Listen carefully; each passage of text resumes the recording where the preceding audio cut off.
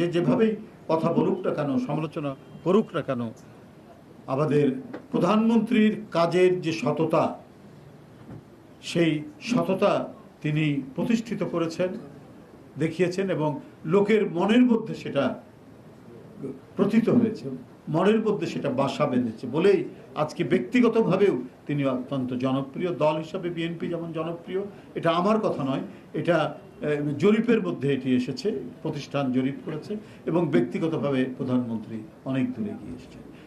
এগুলোই হচ্ছে বিএনপির গৌরব।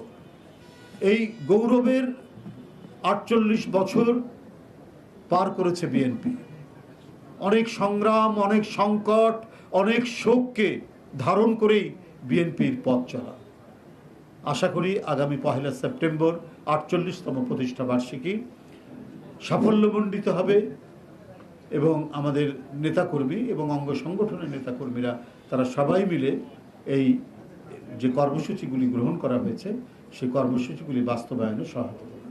আমরা 5 দিনব্যাপী কর্মসূচি নিয়েছি প্রতিষ্ঠা বার্ষিকী উপলক্ষে, এবং সেই কর্মসূচিতে আমরা 1 সেপ্টেম্বর সকাল 9টায়, আপনাদের বলে রাখি, সকাল 9টায় দলের চেয়ারম্যান মাননীয় প্রধানমন্ত্রী তিনি শহীদ রাষ্ট্রপতি জিয়াউর রহমান এবং দেশনেত্রী মরহুমা বেগম খালেদা জিয়ার সমাধিতে মাজারে যাবেন।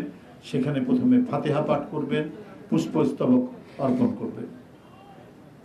এরপরে 5ই সেপ্টেম্বর আমাদের কর্মসূচি ঘোষণা করা আছে, সেটি হলো আলোচনা সভা। আমরা বরাবরই বিএনপির পক্ষ থেকে যে আলোচনা সভা করি, সেই আলোচনা সভাটি অনুষ্ঠিত হবে। এইটা নীতি নির্ধারণী যে কমিটি আছে তারা বসে সিদ্ধান্ত নেবেন।